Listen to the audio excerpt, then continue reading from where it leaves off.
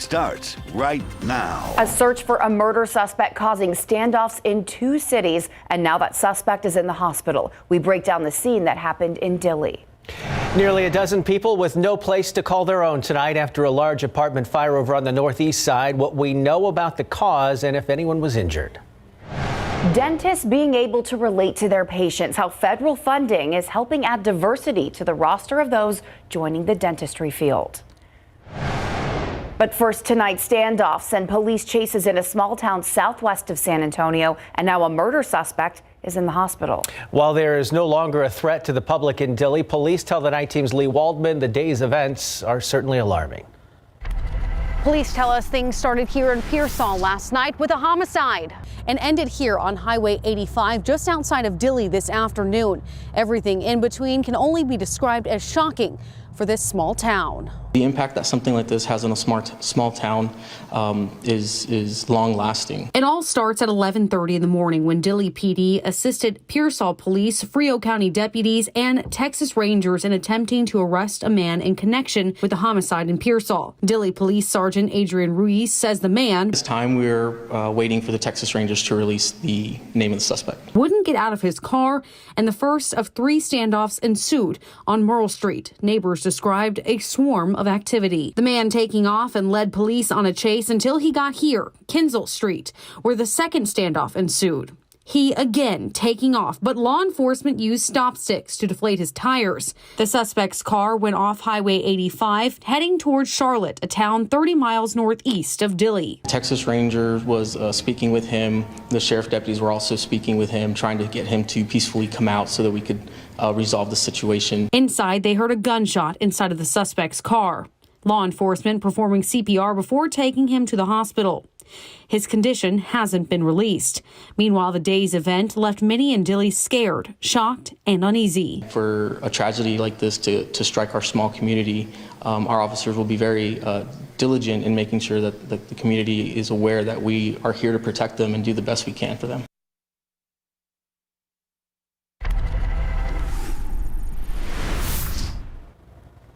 That was Lee Waldman reporting.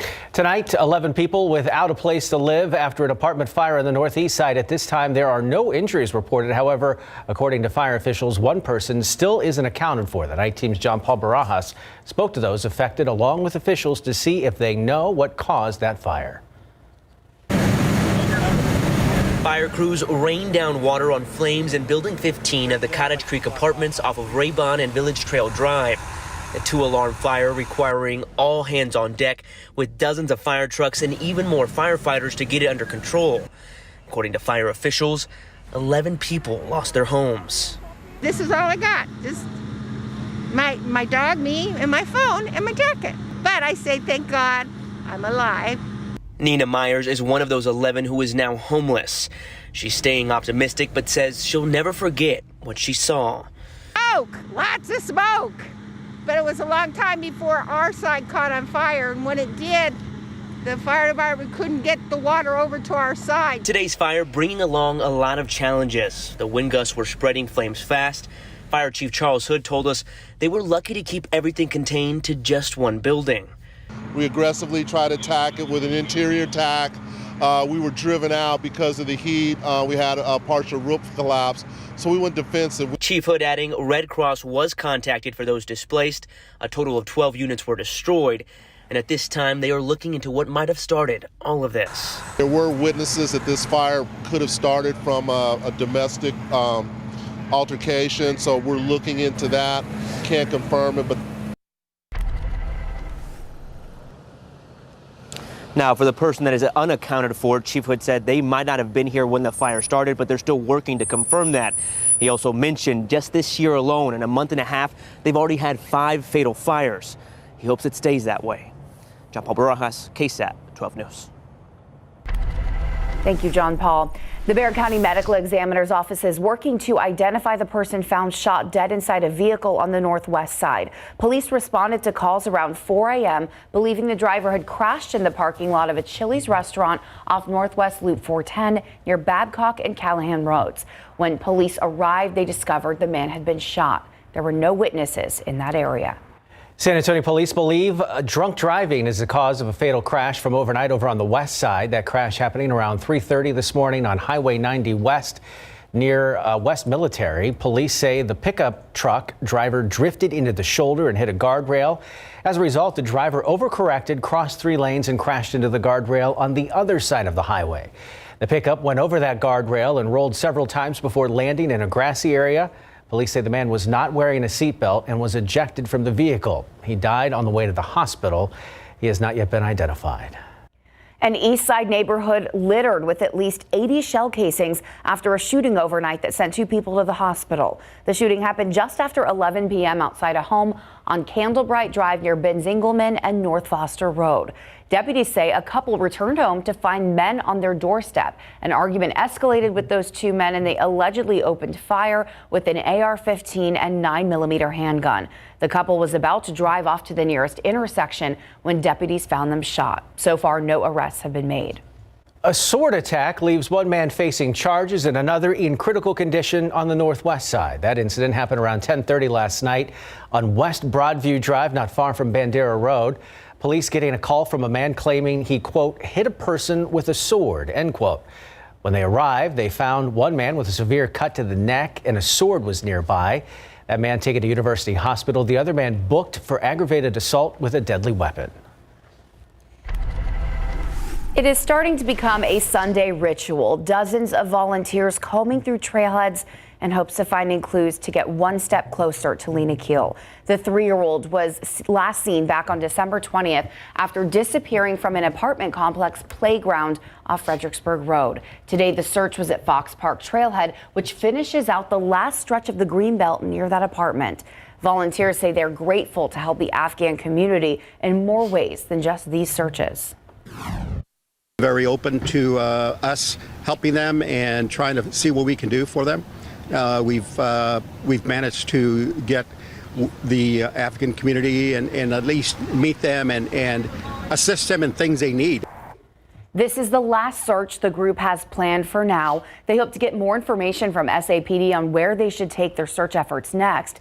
As a reminder, if you have any information on Lena's whereabouts, call SAPD's Missing Persons Unit at 210-207-7660. There is still a large reward. This week, communities and schools, part of a multi-million-dollar donation. And as part of our Leading SA segment, we spoke to the CEO of that organization, whose goal is to support students and the community. They say the money donated will help them expand their reach throughout Bexar County. And so this gift has really been great, an uplift to the expansion that we've been asked for. And so many of our districts have asked us to move into more schools. And so this really helps us to leverage that opportunity and to continue to increase our capacity around the city.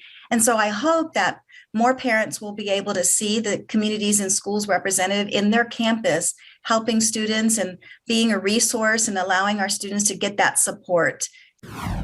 Now, also during that interview this morning, the CEO discussed how the pandemic has affected their support efforts, along with the programs they offer to students. To watch that full interview, just head over to KSAT.com and click on the Leading SA tab.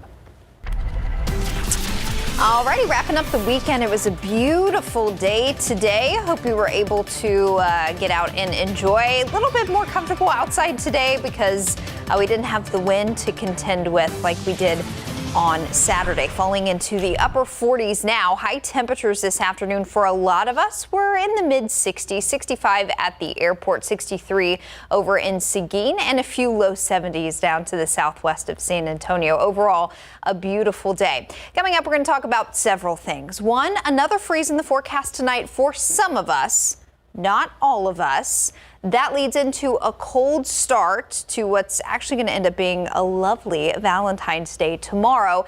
And then in the next few days, by the middle of the week, we've got our next cold front that will be approaching. That will bring a chance of rain late Wednesday into Thursday. We'll talk about all that to get you ready for the week ahead coming up in just a bit. Tim. Thank you, Katie. Diplomatic efforts to prevent a Russian invasion of Ukraine have continued throughout the weekend. After an hour-long call with Russian President Vladimir Putin on Saturday, today President Biden spoke with Ukrainian President Zelensky. Here's ABC's Andrew Dimbert with the details. President Joe Biden seeking to reassure Ukrainian President Volodymyr Zelensky in a phone call on Sunday, telling him the United States and its allies will respond swiftly and decisively if Russia invades Ukraine. As Russia carries out military drills along Ukraine's border and its Navy conducts war games in the Black Sea, diplomatic efforts continue. President Biden holding a high-stakes call with Russian President Vladimir Putin on Saturday, warning a Russian attack would result in swift and severe costs. French President Emmanuel Macron also speaking with the Russian leader, Putin denying during their conversation that Russian forces intend to invade Ukraine. And German Chancellor Scholz is heading to Kiev on Monday, then to Moscow. U.S. officials say in just the last 10 days, Russia accelerated the buildup of its forces, moving closer to Ukraine's border. Putin now has an estimated 130,000 troops amassed on 3 sides of the country, and the West believes it could launch an assault very rapidly. Pentagon spokesman John Kirby telling Fox News, We have good sources of intelligence, and they're telling us that, that things are sort of building now to some sort of crescendo opportunity for Mr. Putin. Senator Lindsey Graham calling for the passage of the mother of all sanctions bill being debated in Congress to deter Putin from invading Ukraine. The best thing that can happen is for us to pass a sanctions package, pre-invasion with a waiver, post-invasion sanctions that would destroy the ruble and cripple the Russian economy so Putin could see it in writing. That might help him decide not to invade. The U.S. State Department ordering all non-essential embassy personnel in Kiev to leave immediately. Canada closing its embassy, and Australia joining a growing list of countries urging their citizens to leave. Andrew Dimbert, ABC News, New York. Still ahead on the Nightbeat, love locks. They used to cover a bridge in Paris, but now they're in one man's attic. See his romantic quest to return the locks to their owners. Plus, everyone is paying attention to the Russian skater who competed after failing a drug test. If the committee allows her to keep her gold medal, see how this could affect Team USA. And representation matters in all fields, including dentistry, the local program helping fill that need throughout South Texas.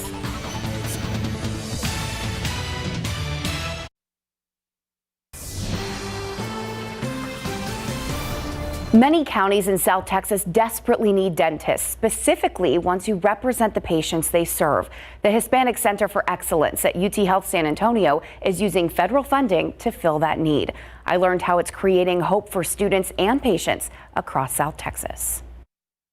As a young girl growing up in Brownsville, Texas, Jessica De La Fuente didn't have access to routine dental care. My family, we resorted going to Mexico, crossing the border to get dental care there. When she finally was able to see a dentist regularly, her dream began. My main goal ever since, starting my journey to getting into dental school and becoming a dentist was to always return back to my hometown community and get back to the place where I was born and raised. Her background, ability, and determination made her a prime candidate for UT Health San Antonio's dental school. A federal grant allows the school to recruit students from underserved areas who ultimately will go back and help serve those communities. We recruit them and then we mentor them, we guide them so that they're successful applicants. Once they're in dental school, we want to be able to provide the resources that they need to be successful and to graduate. Dr. Juanita Lozano Pineda is the Associate Dean for External Affairs at the UT Health San Antonio School of Dentistry and Director of its Hispanic Center of Excellence. She says the grant provides things like tutoring and access to important summer programs. Those programs have led to an increase in underrepresented minority applicants and enrollees who now comprise more than 30% of the dental school students. And the school's graduates now account for 33% of practicing dentists in underserved counties of South Texas. Patients, they feel more comfortable when they see someone from their background that speaks their same native language, same culture. I've seen patients' face just light up, with happiness when they see, oh, you speak Spanish. De La Fuente will soon graduate and return home to work, bringing with her the power to inspire future young dentists to do the same. If you're interested in becoming a dentist or learning more about the program, reach out to the UT Health San Antonio School of Dentistry. We have the link on our website, KSAT.com.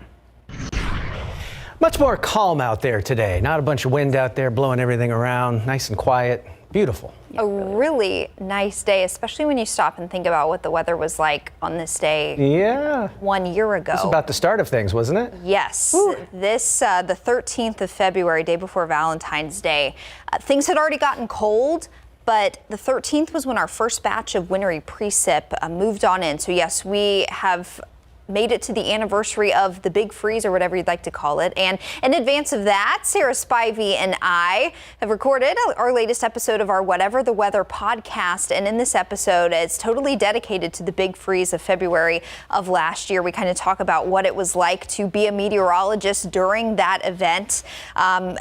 We show you some stats. We give you some stats, some numbers from the event, but also some personal tidbits from that winter weather event from 1 year ago. You can check that out anywhere you find your podcast, but you can also watch a video version of the podcast on KSAT.com right now. We hope you check it out and enjoy. So yes, 1 year ago today, Saturday, the 13th, that's when freezing rain began, and our high temperature 1 year ago today was just 32 degrees. And from there, here's how things unfolded on Valentine's Day last year, Sunday.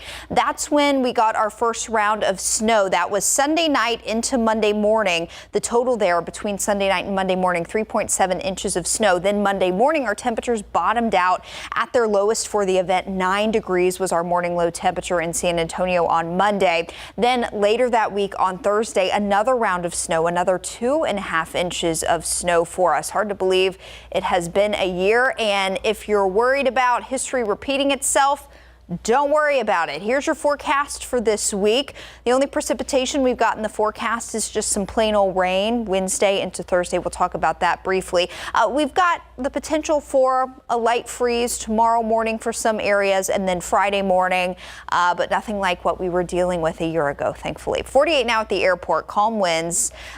Humidity is low, mostly clear skies. It's 43 now in Beeville, 54 in Del Rio, and already 33 up in Kerrville. So here's how I expect your temperatures to play out overnight. We are expecting a freeze, but it won't be as widespread as it was last night. So roughly along and north of Highway 90, that's where I anticipate a freeze overnight. Points well south of Highway 90, Eagle Pass down to Cotulla, over to Beeville. Not expecting a freeze for you, but notice around San Antonio and Bexar County, even southern Bexar County, Von Ormy and Elmendorf, it's going to be very close. So if you just want to play it safe and cover any of your sensitive vegetation tonight, even if you're in southern Bexar County where you should be just above freezing, if you want to play it safe and cover the plants, I think that's a great idea because it will be very close. But look what happens into tomorrow afternoon. Just like today, we will warm up really nicely. It'll be a few degrees warmer tomorrow. We're looking at high temperatures in the upper 60s and low 70s. So a beautiful day tomorrow. And if you've got plans tomorrow night for date night, sweater weather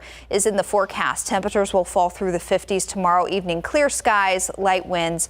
Overall, very comfortable for any Valentine's Day plans you may have. So tomorrow night, skies are still nice and clear. Not much change to our weather on Tuesday. A few more clouds will start to roll in, especially off to the east of 35, but no big changes. What will start to change in a big way through Wednesday morning, a return of humidity. So it's going to start to feel a bit more muggy by the middle of the week. And notice we've also got a lot more cloud cover by Wednesday morning, and also some isolated streamer showers I think will develop by Wednesday morning, and they could linger into the early part of the afternoon on Wednesday. Then our next front gets here Wednesday night. This will be moving in from the northwest very late Wednesday night, getting to the I-35 corridor around sunrise on Thursday, maybe a little bit earlier than that. We're going to be on the tail end of the good rain-making energy with this cold front. Stop me if you've heard that before. That's how things have played out for us lately. But nonetheless, we could still have a broken line of some showers and storms move through early on Thursday. Any concern for severe weather now Wednesday night into Thursday is way off to our north of the Austin area into North and East Texas. So no worries there. We're just hoping we can squeeze out a little bit of rain. The overall rainfall outlook over the next 5 days, that carries us through Thursday. Not very optimistic. Some spots north of Highway 90. If you're lucky, you could get around or less than a quarter inch of rain. So it won't be all the rain we need, but at least it's something, and that front will bring our highs back to the 60s for the back half of this week, guys. Much more normal than what we experienced a year ago, and man, that year went fast. I can't believe that was a full year ago. Thanks, Katie. We'll be right back. The Los Angeles Rams are Super Bowl champions following Super Bowl 56 today in SoFi Stadium. With more on Super Sunday, what's on Instant Replay, let's check in with our Greg Simmons. I think that caps off perhaps one of the best playoffs we've ever seen in NFL history. Every game was exciting this year, and the best Super Bowl commercials money can buy coming up tonight on a brand new edition of Instant Replay on Super Bowl Sunday.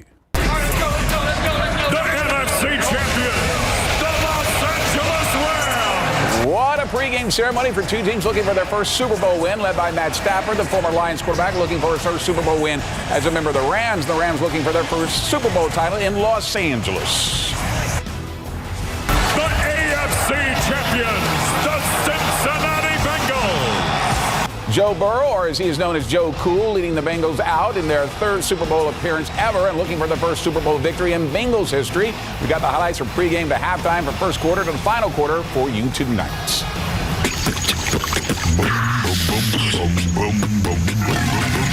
Oh, baby, baby.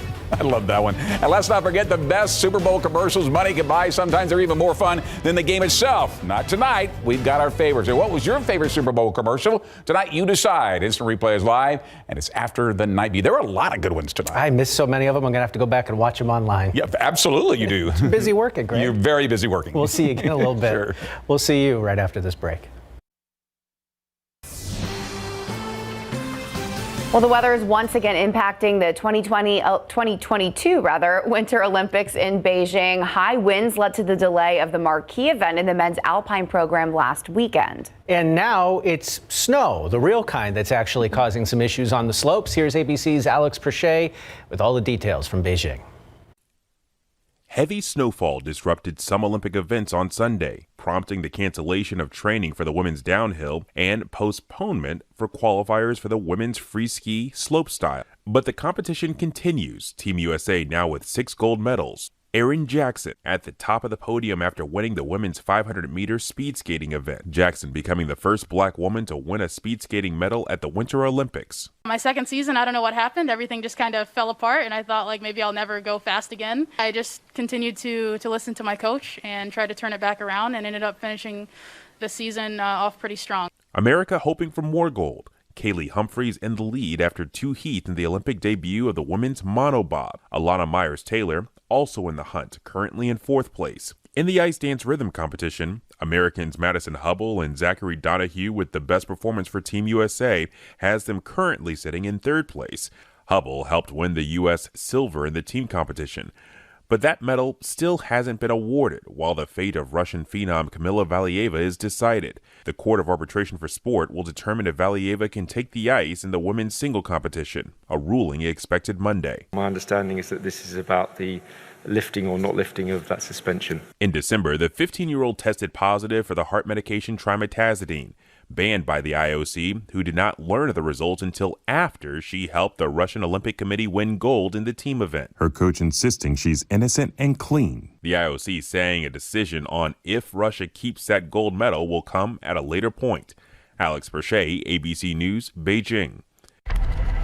Protesters blocking the Ambassador Bridge linking the U.S. and Canada now in Canadian police custody. The bridge links Detroit, Michigan with Windsor, Ontario, and is the busiest land border crossing in North America. Truckers and other supporters have been blocking the bridge in protest of COVID-19 mandates. The blockade has snarled traffic and crippled a key trade route for both countries. Today, though, authorities also started seizing and removing vehicles. The arrests and seizures came after an Ontario court ruled on Friday that the protesters must clear the bridge. A father and son facing charges for allegedly opening fire on a black FedEx driver. And now there are lots of calls to investigate the shooting as a possible hate crime. ABC's Faith Abube talks with that FedEx worker as he describes what happened. This morning, attorneys for DeMontario Gibson are calling for a hate crime investigation after a father and son allegedly shot at him in a Brookhaven, Mississippi neighborhood while he was on the job for FedEx. She's like, stop. Well, I just shake my head. I'm like, no, because like I'm not sure what their intentions are. 24-year-old Gibson says he was delivering packages. That is when he alleges Gregory Case tried to use his pickup truck to block him from leaving. Gibson says he was in a FedEx uniform but was driving a rental van. He swerves around me through the grass and everything like that. Like he went through a ditch, almost hit trash cans and everything. He tries to cut me off. And like instantly my instincts kick in. I swerve around him and I start hitting the gas to try to get out the neighborhood. Gibson claims Gregory's son, Brendan, was in the middle of the road pointing a gun at his delivery van. I swerve around him, he starts firing shots to the back of my van. He says he heard 5 shots. His vehicle was struck, but he wasn't injured. You were there. You were sitting in that truck that's riddled with bullets. Those packages were like almost directly behind me. So it's really just like kind of traumatizing. Both men out on bail and now facing felony charges. Requests from ABC News for comment from their attorneys have gone unanswered. I really could have been dead because of somebody else. Ignorance and recklessness. Gibson, currently off the job, receiving therapy for the trauma. Angry not just at the suspect, but police and his employer. He says the day after the shooting, FEDEX sent him back to the same neighborhood. And while they offered to pay for his therapy, Gibson says they did not offer him paid leave until the incident became public. In a statement, FEDEX says employee safety is a top priority, and they remain focused on Gibson's well-being. In Washington, Faith Abube, ABC News. The San Francisco 49ers get sacked on Super Bowl Sunday, and they weren't even suited up for the big game. Officials with the team say they've suffered a network security incident, causing problems for some of its computer systems. A 49ers spokesman wouldn't comment if ransomware was part of that incident. However, a group of hackers linked to the Black Byte ransomware claim the football organization is among their alleged victims. Cybercriminals have collected more than $1.2 billion in ransom payments in 2020 and 2021. That's according to tracking firm Chainalysis. The robots are taking over. At least that's one restaurant in Atlanta can say after using a robot to help serve tables. Introducing Servy. The owner says after 5 days, the robot has already done about 1,000 trips. That's 30,000 feet, which for a server would be about 12,000 steps. Fellow human employees say Servy helps take the load off. He's pretty cool. You know, he rolls around to the different tables, helps us out. We're seeing Servy, the robot, deliver an order for takeout. We've seen everything now. The owner also says hiring people to fill open positions has been a huge challenge over the past year. In addition to staffing shortages, there has been a rise in food costs. The robot is a way to offset those challenges. You can probably hire a robot to buy your Valentine's Day gifts, but your wife or your other one wouldn't like that. Love and Money Valentine's Day is tomorrow, and if you're planning to show your affection with a big bouquet of red roses, expect to pay more even if you use a robot. 12 on your sides, Marilyn Moritz says the pandemic is behind flower inflation too. Business is blooming at neighborhood flower shops.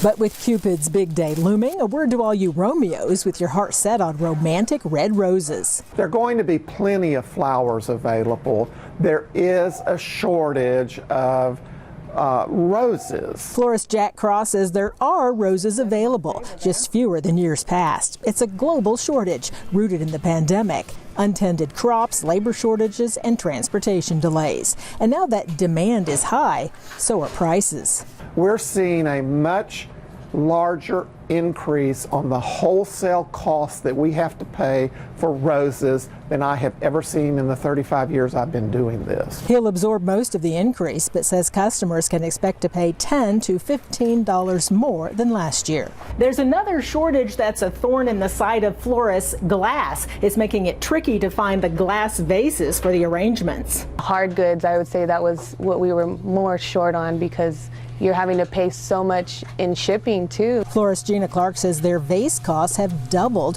when they could get them.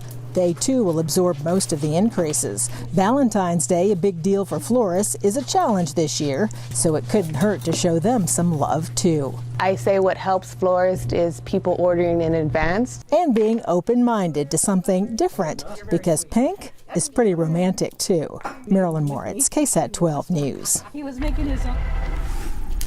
I always tell my husband, like, don't even worry about it because the cat's gonna get into him. He loves to just like gnaw on the flowers. Yeah. My wife likes to be surprised on days when flowers aren't expected. Yeah. You know? Yeah, exactly. So, guess who's not getting roses tomorrow? There you go. So romantic, Tim.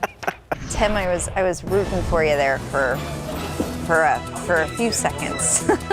Okay. Valentine's Day is looking really nice tomorrow. We will start off cold, some of us with a freeze, but by lunchtime we'll be in the low 60s, and then eventually we top out near 70 tomorrow afternoon with bright sunshine. If you've got plans tomorrow evening, temperatures dropping into the 50s, so cool, but definitely not too shabby. We'll talk a little bit more about our next front coming in the next few days in the full forecast. It'll be along in just a little bit. 3 new movies did their best to shake up the box office on what's typically a slow Super Bowl weekend. We have those box office results coming up. And despite the Lovelock Bridge being taken down in Paris, one man is on a mission to find the owners of all those locks. Find out what makes him the best man for the job when we return.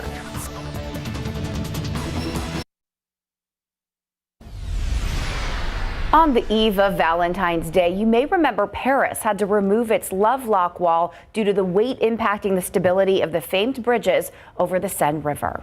And now one man is on a romantic quest to save those Lovelocks and return them to their original owners. ABC's Inez de la Cutara has more.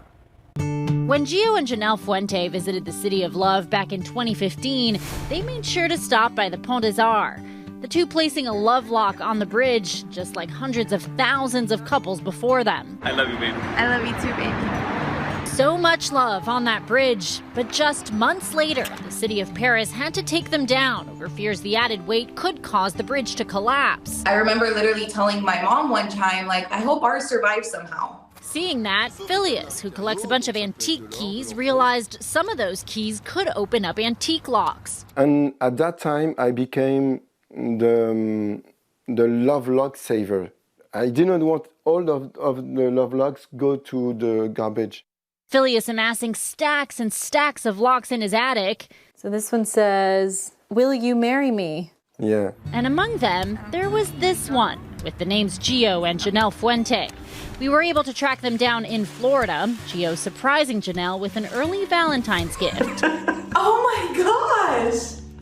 How did that happen? I was in shock.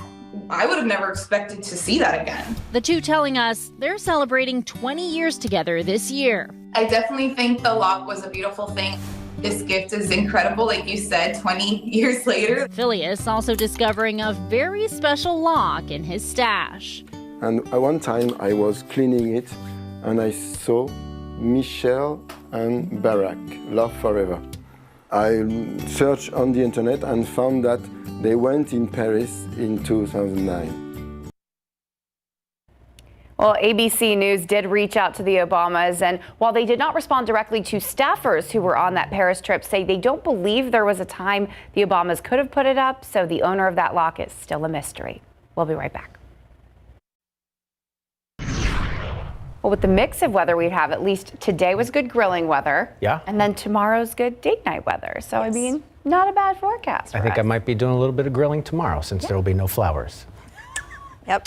He's promising food, though, at least. That we can do that. One out I'm of getting 2. pretty good with the smoker, so that's better.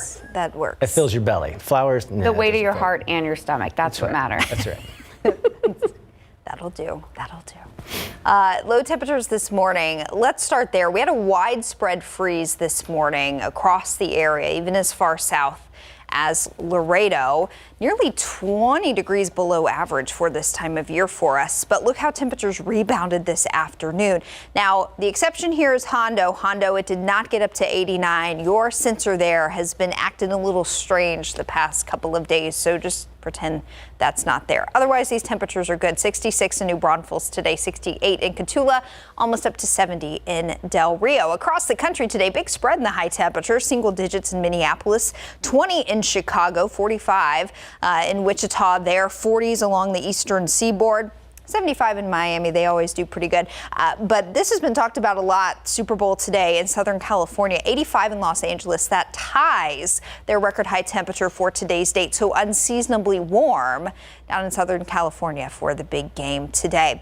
As far as precipitation goes or any storm systems across the country, things are pretty quiet. There's a little bit of snow moving through Illinois there south of Chicago, and then a little bit of snow made its way up the East Coast earlier today, brought some snow to places like New York and Boston. Otherwise pretty quiet, and we've got a quiet picture here at home as well. There are some high thin clouds skirting in well down to the south across our southern tier of counties, including Cotulla there.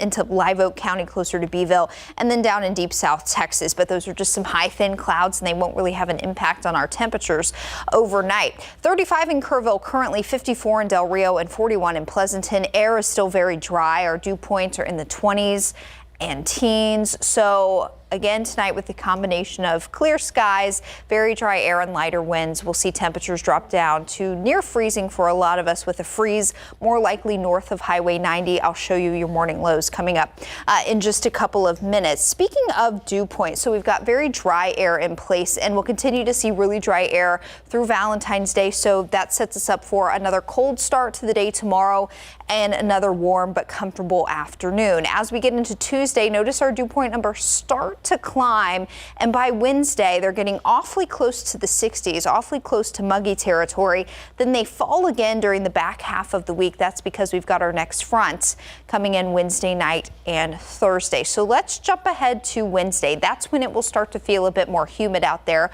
We'll also start the day with a lot more cloud cover, maybe some patchy fog. And then I think also a couple of streamer showers developing by Wednesday morning, moving south to north across the area. We could have some lingering isolated rain into Wednesday afternoon, and then it will be a warm and humid afternoon Wednesday. We're looking at high temperatures into the upper 70s by Wednesday afternoon. That is ahead of our next cold front and low pressure system moving in. So this front will move in from the northwest Wednesday night.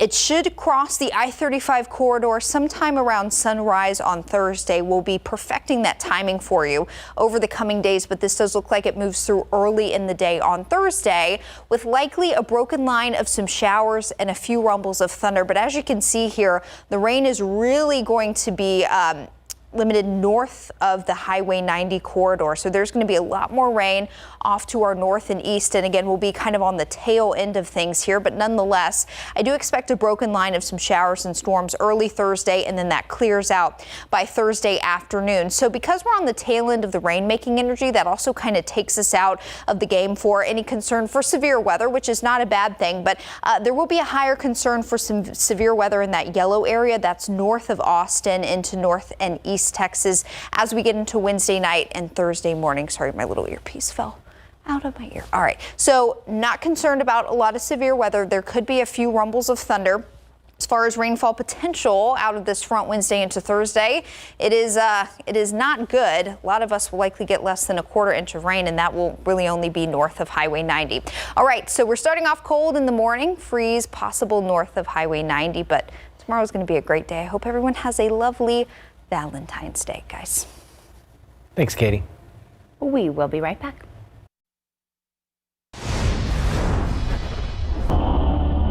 One day you wake up and realize you're not sure who the good guys are anymore. Blacklight, Liam Neeson's latest action thriller, debuted in 5th place with $3.6 million. $7.2 million gave Spider-Man: No Way Home 4th place and a domestic total of $759 million. Marry Me opened in 3rd place with a pre-Valentine's debut of $8 million. Jackass Forever lost the top spot, falling to 2nd with $8.1 million. The Agatha Christie adaptation Death on the Nile took in $12.8 million. Not the strongest debut, but enough to top the chart. In Hollywood, I'm David Daniel. Our San Antonio Spurs have won back-to-back games on their rodeo road trip and at the same time made some franchise history. And who was named the Super Bowl Most Valuable Player? With more on What's in Instant Replay tonight, let's check in with Greg Simmons. I actually thought there were 3 guys who were up for that tonight on the great performance by the Los Angeles Rams. And on day 4 of the San Antonio Rodeo, you know what that means? More bull riding. Coming up tonight on a brand new edition of Instant Replay.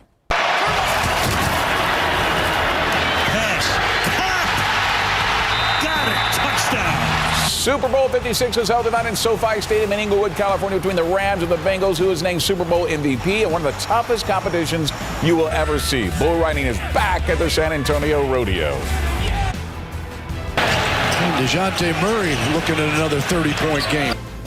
Our San Antonio Spurs have now won back-to-back games on the rodeo road trip, and along the way, DeJounte Murray has broken the franchise record with his 15th career triple-double. And it plays head coach Greg Popovich just 4 wins away from becoming the all-time regular season winningest coach in NBA history. And the high school girls basketball playoffs start this week. We've got the latest schedule of the high school football games live on BGC app, courtesy of Texas Sports Productions. All that plus all the highlights and post-game interviews from Super Bowl 56 and a brand new Scholar Athlete. Instant Replay is live, and it is next. Exciting stuff coming our way. Looking forward to it tonight. Thanks, Greg. See you in just a little bit. We'll be right back.